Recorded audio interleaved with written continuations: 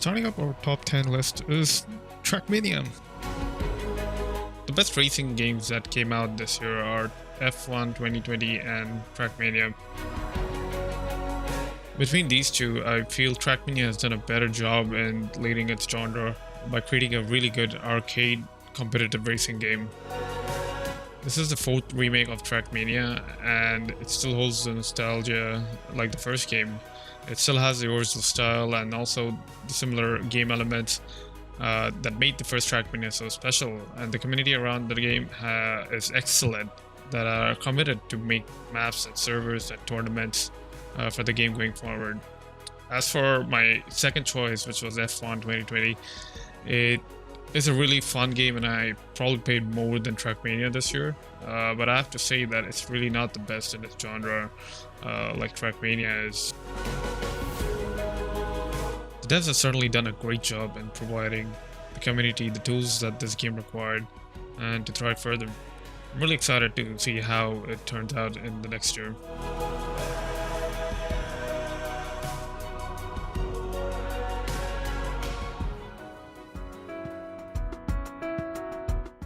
At number 9 we have Catherine Full Body. This game was released way back actually, but then it got released for Switch this year, and then luckily I picked it up and I played it and I enjoyed it. I decided to put it on my number 9 rank on this list. So the overall premise is the game is you play as a character called Vincent, and it's a puzzle game mixed with a interesting storytelling mechanic, and you basically play to figure out your relationship. And this is seriously something I wouldn't have played before unless my friends would have recommended me, or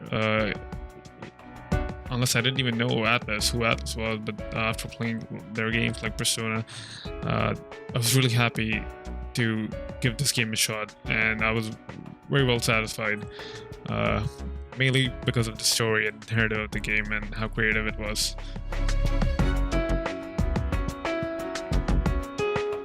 Besides the story, the gameplay didn't really capture me that much. It was good enough for the game, but I think it could have been better, especially on Switch where it had a few performance issues. But I did enjoy the portability of it, so it was worth it.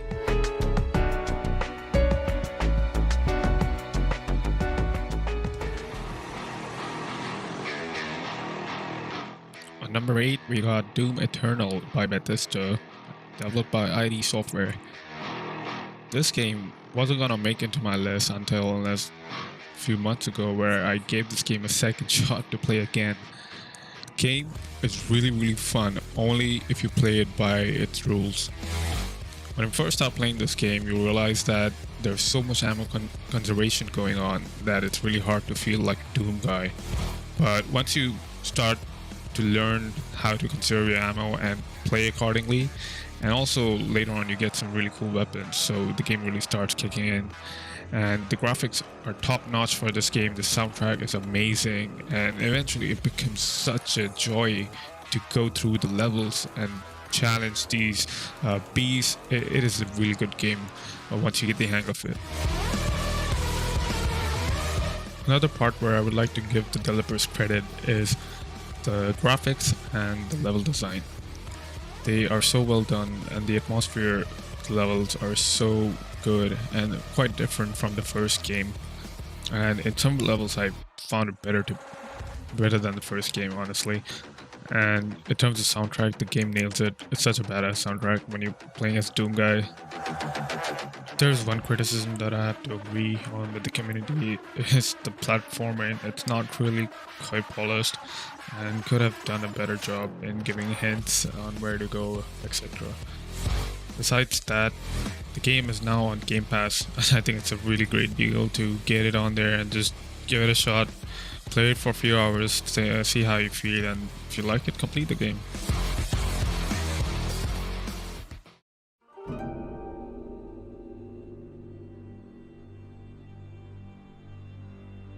Now, coming up to our first Sony exclusive, Ghost of Tsushima. It's an action-adventure game set in Tsushima, Japan,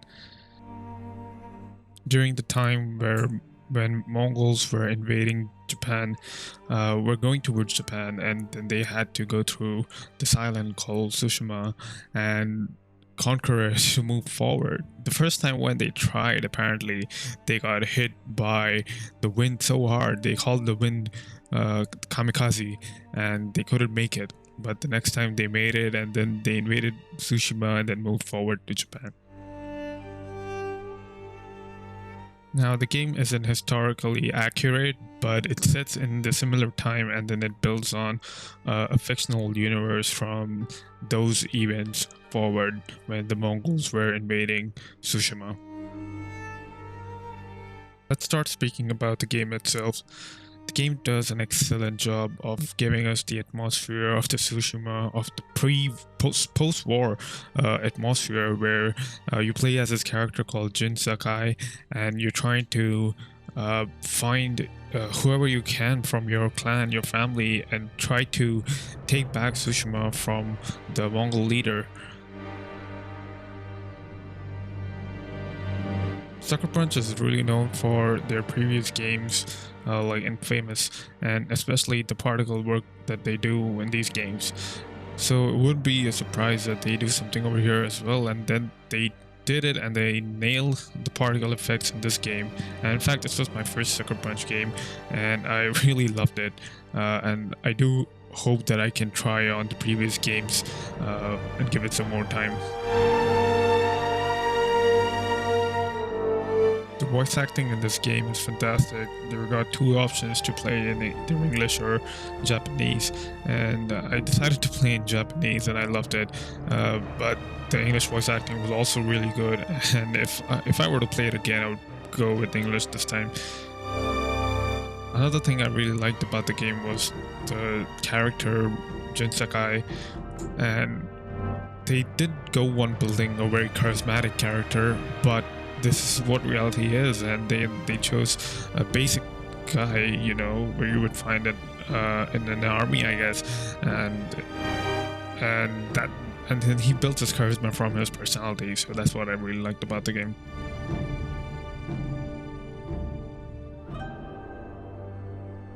The best thing about this game, still going forward, is the updates it's receiving from the devs. In fact, got a free multiplayer update, and I tried it with my friend, and I absolutely loved it. Probably the best multiplayer game, better than Destiny or some other bullshit FPS to come out this year. It's just really fun to play with a friend and do the stealth and fight with your character. My only issue with the game was when you unlock almost all of your combat mechanics, the game comes to a stale end in terms of gameplay, where you're back to only killing or maybe doing stealth missions, and there's not much variety after that. You're just fighting and going forward. There are some interesting side missions to do, but then eventually the game just becomes stale, and it's up to you to go ahead and just finish the game, because you won't be finding any more entertainment value out of the gameplay.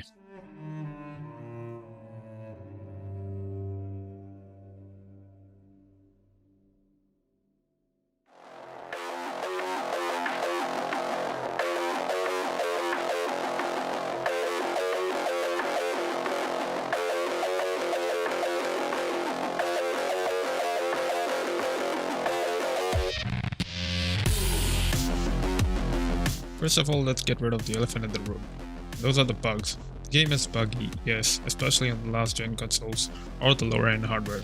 But if you get a high end hardware or next gen console, or maybe if you're patient enough to wait until all the bugs are fixed or patches come in where they improve the game, I think this game is one of the best ones that came out this year. Especially going forward, it's only gonna get better. And I'm very biased towards CDPR, and I like the work. I've liked the work in the past. Thronebreaker was one of the best games I've played, and Witcher 3 was another good game. And Gwent, they've continued the support on the game really well and evolved it. out of a lot of stages. So going forward, I think this game is gonna go only to the top. Devs here have definitely tried to set up a really high barrier for graphics and the immersion in the world. That's why the game is made for next-gen consoles, and it's really hard to keep it running it on the previous-gen consoles.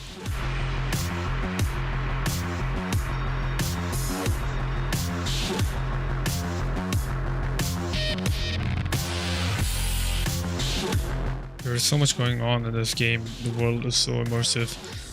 If you ignore the bugs, or if you don't get any bugs, then still the game gets immersive. And if you're not disappointed by a few of the driving mechanics, it really raises the bar for open world looter shooters.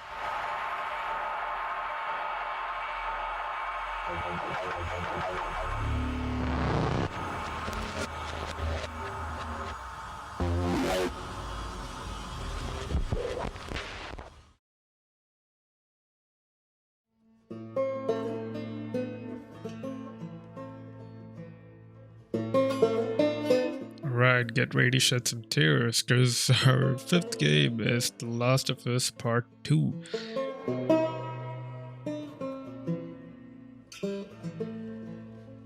Well, this and Cyberpunk are the 2 most controversial games that came out this year. And I'm fine with it, because at the end of the day, they're just trying to push the boundaries. They're trying to be creative as they can in the industry. And the gamers, they just have to be more flexible in terms of how their characters are evolving. Sooner or later, the events will happen. But I do agree the narrative of how this game was told could have been way much better and could have a lot more impact than what it has, and it would probably have been the #1 game. Also, given the game time, I think it could have been a really big game, but they just went with their creative direction, which we have to respect, and hopefully they take some feedback and they think about this in the next few games, and we get something more bold like this. Now, I have to commend Naughty Dog here for best animation in a video game, and also for making the game so fun. Like, despite the story, if you even ignore the story, the game is such a fun zombie game. I think it's one of the best zombie games out there. Naughty Dogs have always pushed the boundaries on the PlayStation, and they're gonna continue to do so. I'm more excited about, or rather more curious about, where this series is gonna go in future. I've heard about some movie or TV series going on in the works, but let's see, because I definitely would love to play more of the sequences where I can be with Joel and Ellie together.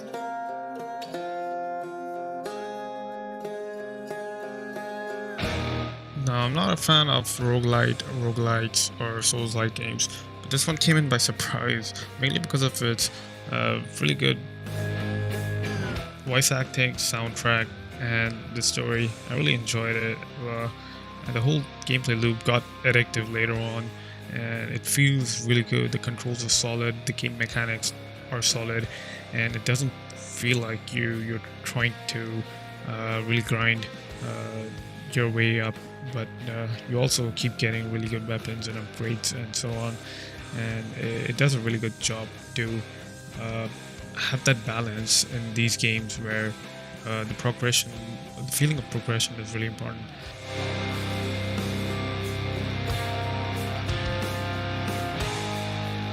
So the whole objective of the game is to try to escape the underworld and go to Earth and try to meet your family over there. member of your family. You can find out more when you play the game, and while doing so, you get unlimited attempts. So if you do manage to get out, then that's you just finish the game. That's the whole game, and then the game continues to build on why you gotta go back again and again, and you can learn more about the story every time you escape. But escaping the first time is not that easy. You gotta play a lot and get good items and practice, and eventually you'll make it. For my first time, I think it took about 20 hours, 20 to 25 hours to get out. Then once I did that, then each run was a successful run for me. So each run took like about 30 to 40 minutes, and yeah, from there on, I knew that game is kind of done for me, and I stopped playing it. I also played on Nintendo Switch, which is actually really good compared to what I've been seeing on PC, because the game is not really meant for mouse and keyboard, but rather it feels much better when you're playing with the controller.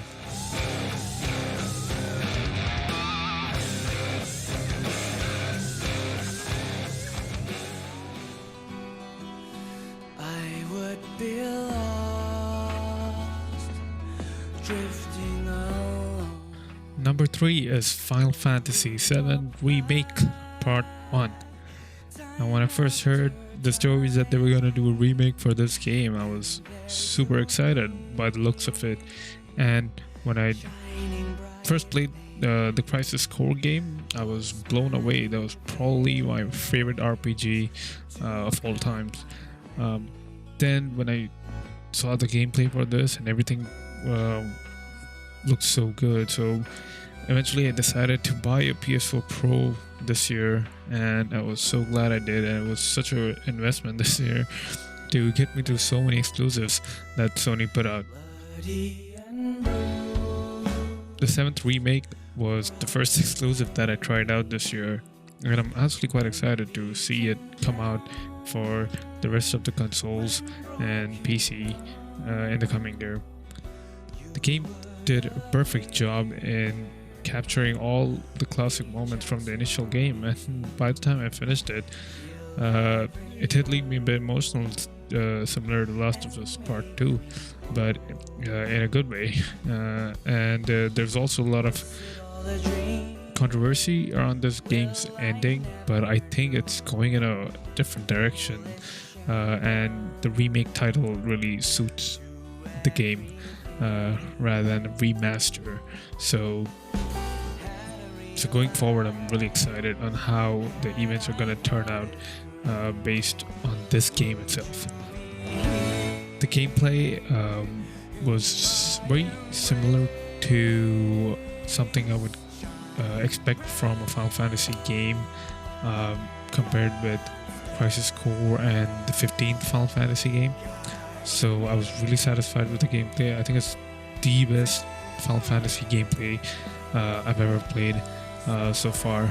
I remember playing 13. I think that was a really good step in getting the ATBs and doing a turn-based battle. But then once it turns into action RPG, this one is just by far the best one I've experienced.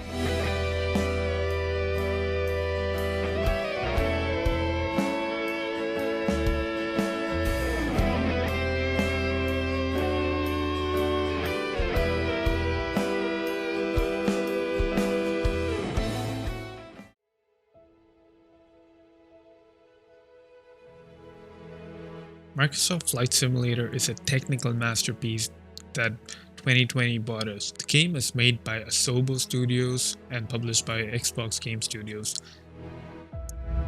I am surprised how they managed to fit the entire Earth in 120 GB, which is less than a Call of Duty game. Given that the game does so many things and it gets it right. The flight simulation is perfect. There's so many switches on the flight that you might actually have to look up onto flight manuals to know what the switches do. Not all of the switches are enabled, but most of them are, and most of them are needed if you want an authentic experience. apparently the game also covers a multiplayer area where you can fly up with the crew, uh, as in with multiple flights, not in the same flight, which is also really cool to see. And there are a lot of updates coming out for the game that enhance various places, and they also add a lot of flights for the community. So it's a good thing that we got this year, and it's amazing to see how it's growing. From a technical point of view, this is definitely my technical game of the year.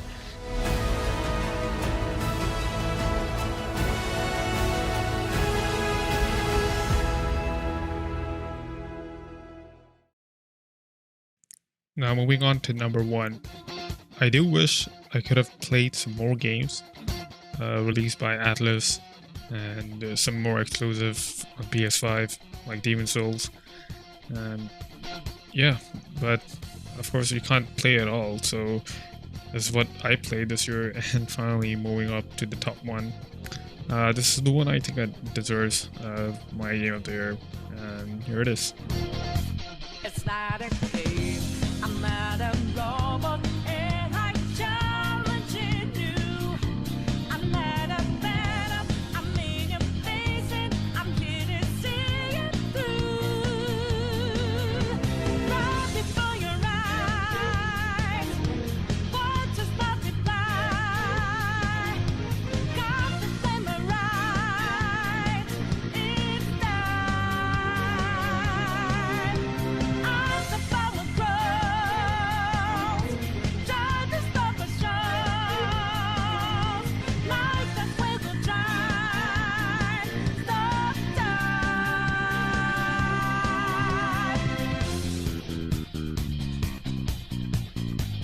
Yeah, I'm just listening to the music and enjoying this trailer.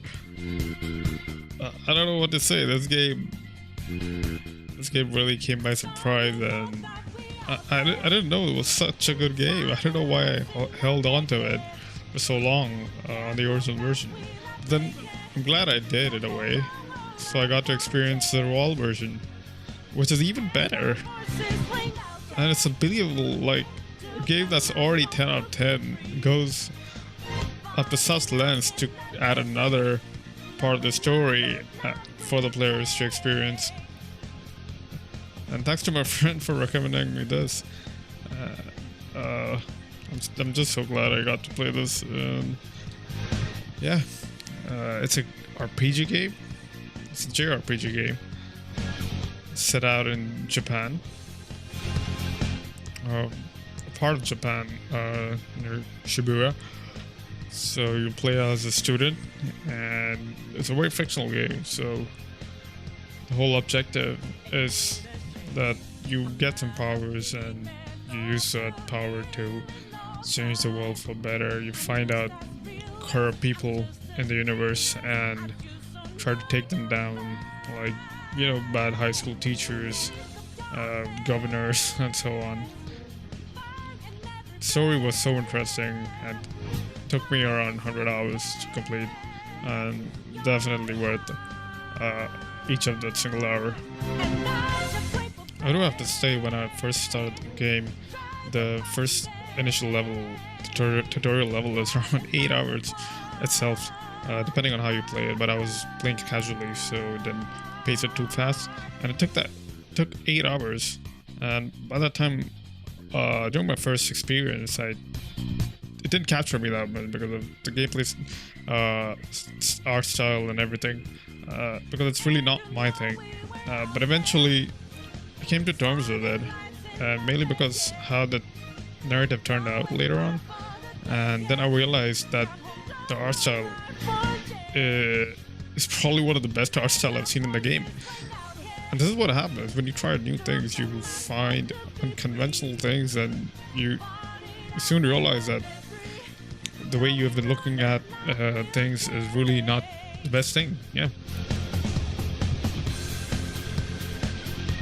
The game really teaches you that you don't need AAA graphics to make a AAA game. You need AAA immersion, and that's what this game does right. It makes you feel part of the world, makes you feel part of a gang, and you feel those connections with other NPCs, and yeah, that's how it builds on, and you play on, and then you find out that you're soon experiencing a really great story by being a part of it.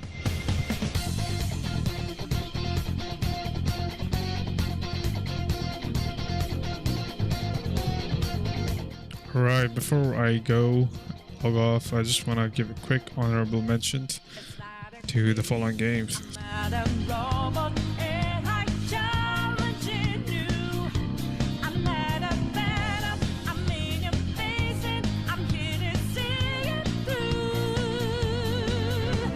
Thank you for checking this out, and I hope you enjoyed this year of gaming, and good luck with the coming year. Stay safe.